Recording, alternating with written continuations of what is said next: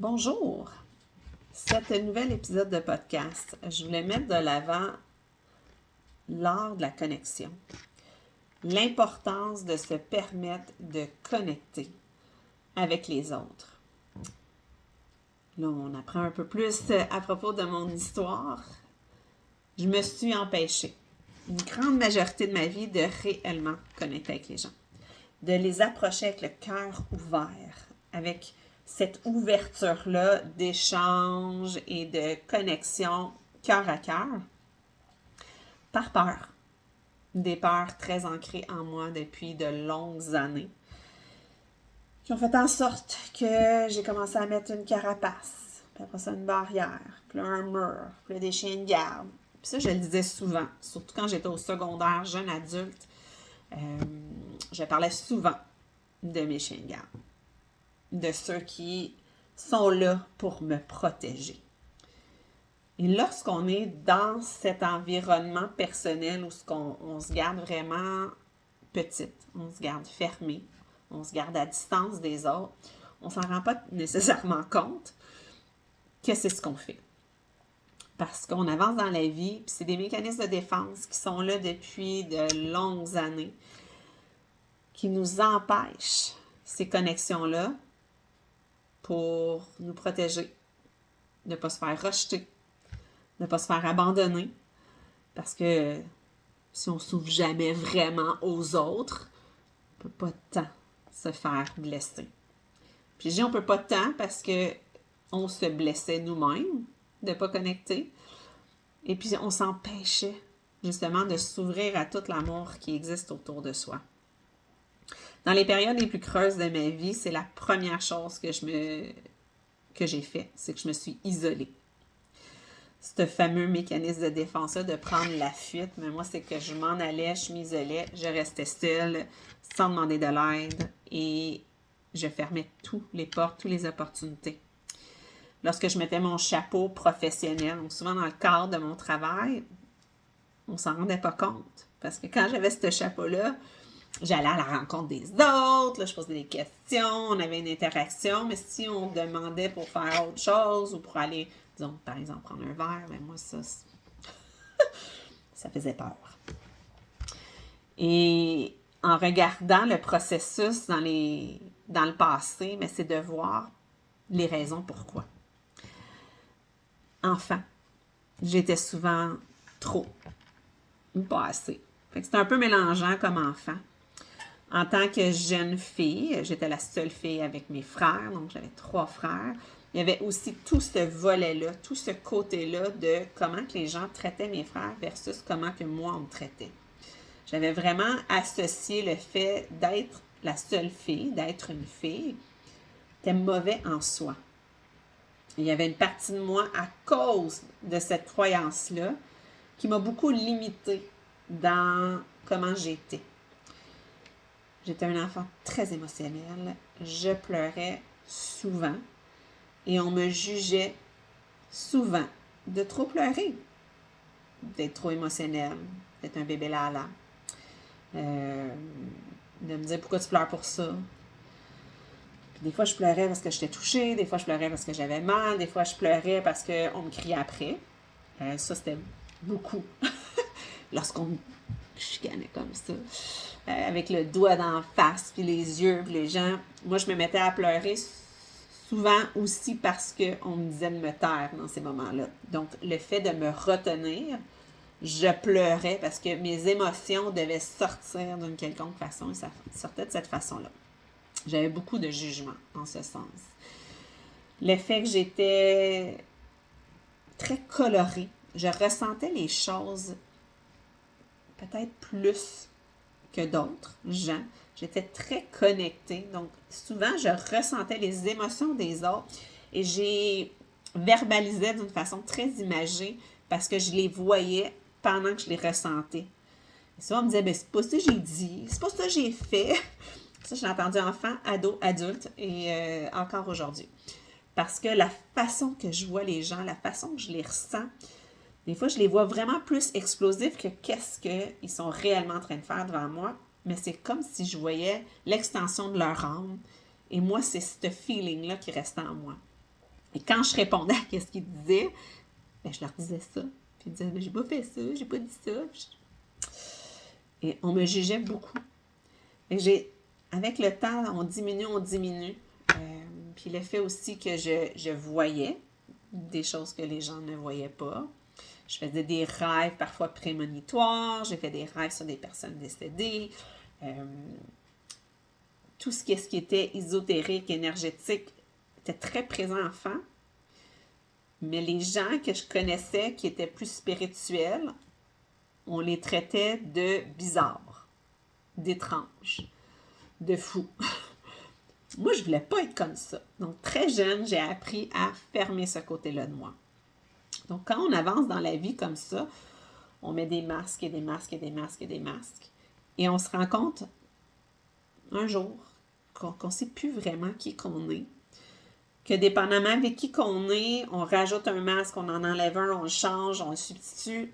Donc, on devenait aussi une personne différente dépendamment des contextes. Avec le temps, principalement dans les dernières années, je me suis permis cette ouverture-là vers l'autre. Je me suis permis cette ouverture-là envers moi, de pouvoir connecter avec l'autre.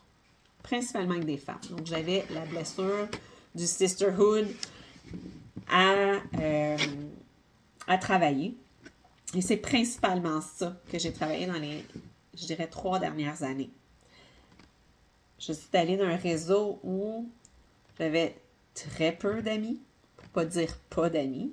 J'en avais, mais qui étaient souvent loin, donc ça, c'est sûr que ça jouait sur le fait de se voir. Donc, dans mon cercle proche, j'avais pas tant d'amis. Des amis où je me sentais très à l'aise de les appeler out of nowhere pour faire comme « Hey, on fait-tu de quoi? Ça fait longtemps. » Et de voir aujourd'hui mon réseau, autant mes amis que des collaboratrices, que des partenaires dans différents projets, que juste des femmes qu'on se soutient, qu'on s'élève ensemble, a complètement explosé. D'aller de 0 à plusieurs dizaines, voire centaines de femmes que j'ai des connexions assez privilégiées avec, de voir que le fait de s'ouvrir, le fait de laisser paraître qui on est, parce que mon réseau a grandi à cause de qui je suis. Et maintenant, on m'accepte dans toutes mes couleurs, dans toutes mes façons d'être, complètement comme je suis. Le meilleur exemple que j'ai, c'est une retraite dans laquelle je m'étais inscrite et que les semaines avant cette retraite-là, j'ai eu beaucoup de difficultés, principalement financières, parce que je vais en reparler, c'est un aspect qui revient. Et mon premier réflexe avait été d'annuler ma présence, de faire comme c'est pas grave que j'ai payé, j'y vais pas. En dedans de moi, j'avais déjà fait du travail personnel, du développement sur moi, travailler mon mindset, tout ça, mais en dedans de moi, mon intuition, elle s'était ravivée. Et j'entendais les petits whispers de mon âme. C'est pas super fort, mais j'avais comme un désir d'être là. Qui fait comme, on y va. Puis là, je me trouvais des excuses dans ma tête, puis ça revenait. Jusqu'au point où j'ai fait, OK, je vais y aller, je vais juste le dire. Donc, j'avais laissé un message à l'organisatrice disant, écoute, je me sens pas full bien, je sais que mon énergie est comme pas top, je venais pareil. Juste dire aux gens que quand je vais arriver, de ne pas être trop comme in my face, puis de vouloir trop, hey, ça va, non, puis que moi, je ne suis pas rendue là. Mais je vais venir quand même. Je vais m'assurer en arrivant de faire quelque chose qui va me faire augmenter d'énergie pour pouvoir intégrer le groupe et pas trop déranger. Parce que moi, dans ma tête, je m'en ai dérangé. On ne veut pas me voir comme ça. Je ne suis pas aimable de cette façon-là. J'ai fait la route, qui était une longue route. Donc, j'avais le temps d'écouter des podcasts. J'ai pu comme... J'aime bien parler seule quand je suis dans l'auto. J'ai vraiment des très bonnes idées. Que j'ai commencé maintenant à m'enregistrer parce que des fois, je pars sur un monologue en réponse à je ne sais trop quoi. Et il y a vraiment des pépites qui sortent. C'est mon meilleur flash qui est la même chose quand je marche. Donc, le podcast que j'avais fait de cette façon-là. Mais dernièrement, il pleut... plus souvent qu'autrement, puis avec le vent, le son est vraiment pas bon. J'ai scrappé 5 épisodes de podcast de cette façon-là. On entend très bien le début, mais le rendu à la fin, il y a tellement de vent et que je peux pas modifier le son. En tout cas, on va revenir à nos moutons.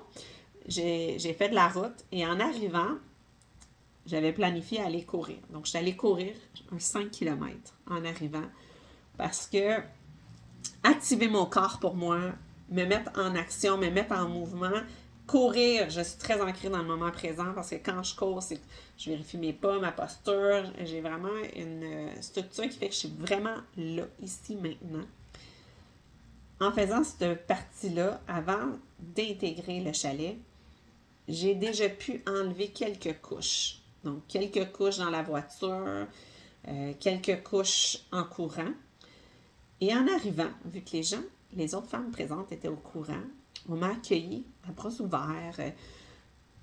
Voici qu'est-ce qui se passe, voici ta chambre, tu peux t'installer, tu peux aller lire, tu peux aller dans ta chambre, c'est correct, voici le déroulement du reste de la journée. Donc, cette ouverture-là de tous, de m'accueillir à bras ouverts, a vraiment fait que le switch énergétique s'est fait en quelques minutes. Et j'ai connecté de façon incroyable avec les femmes présentes. Toutes des femmes, la majorité que je parle encore aujourd'hui ou qu'on suit du moins sur les réseaux sociaux, qu'on a encore cette connexion-là. Et dire que j'aurais pu manquer ces moments magiques. Je veux dire, j'ai ri, on en pleurait, on a inventé une chanson. Encore une fois, quand j'ai des petits downs, je vais chercher notre chanson. Je vais rechercher cela et ça me rend tout de suite. Il y a juste le fait d'y penser, on le voit déjà dans ma voix, dans mon énergie, dans mon attitude. Je me souviens de le fun qu'on avait eu à juste être. Et ce serait ça mon message aujourd'hui. Permets-toi d'être et d'être ouverte, le cœur grand ouvert envers les autres, mais aussi envers toi-même. De pouvoir créer ces connexions profondes avec les autres. Sache que moi, ce qui me rend le plus heureuse, qui me fait le plus vibrer, c'est justement ça. Les connexions, de pouvoir échanger avec toi, de pouvoir en apprendre plus sur ce que tu fais, sur ton entreprise, te mettre de l'avant, te faire briller. Moi, c'est toutes des choses qui me plaisent. De rassembler des gens aussi ensemble, puis de voir les connexions qui se font, puis de pouvoir référer quelqu'un, puis de voir les clics qui peuvent se faire entre deux personnes qu'on a mis en contact. Et dire que pendant plusieurs années, puis je dis plusieurs parce que à peu près 20 ans, plus ou moins, là, qu'on enlève les 3 dernières années, mais j'ai un bon 15 ans où ce que je me suis isolée parce que je n'allais pas bien. Dans mes situations de couple, puis après ça, de remonter de ça, de voir que je m'étais isolée parce que je pensais que j'étais too much. Je pensais que j'étais trop contrôlante. Je pensais que j'étais trop toute, pas le fun. Et que on voulait pas vraiment connecter avec moi, on voulait pas apprendre à me connaître. Et là, aujourd'hui, de me dire, on m'aime pas, it's okay, moi je m'aime.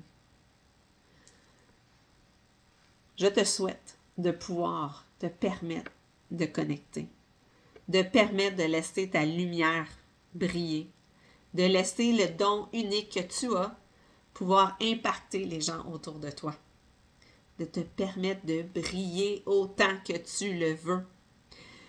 Tu parles avec les mains, tu parles fort, tu ris fort, that's OK. Tu vas trouver des gens qui vont apprécier ce côté-là de toi. Ouvre ton cœur. C'est facile à dire comme ça. Tous les jours, moi, je travaille à l'ouvrir, à revenir dans mon cœur, à me permettre cette connexion-là. Là, parce que j'ai parlé que Sisterhood Wounds, that was kind of the way to go. C'est ce que j'ai vraiment travaillé.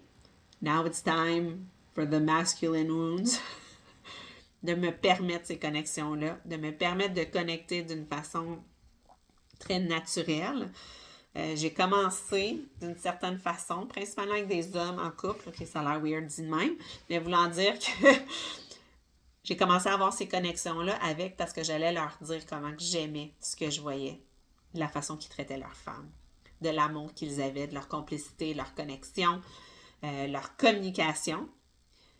Maintenant, c'est d'ouvrir cela et de pouvoir rester moi-même dans le contact avec l'homme.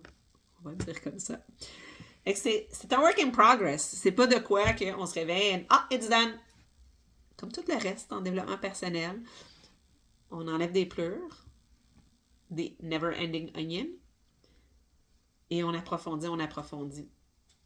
Et il y en a toujours. It's like the endless onion peels. Merci d'avoir été là. Je sais que ton temps est précieux et d'avoir pris le temps d'écouter ce podcast. Et merci à toi qui me laisse un message, qui vient me dire qu'il y a quelque chose dans le podcast qui t'a fait réfléchir, qui t'a fait penser, qui t'a juste fait connecter à faire comme I'm okay. I'm okay. Ce que je suis est OK. J'ai le droit d'être. Si c'est juste ça, c'est juste une personne qui est touchée, mais toi, la une personne qui est touchée, merci d'être là. Sur ce, on se revoit, s'entend, s'écoute au prochain épisode. Merci. Bye.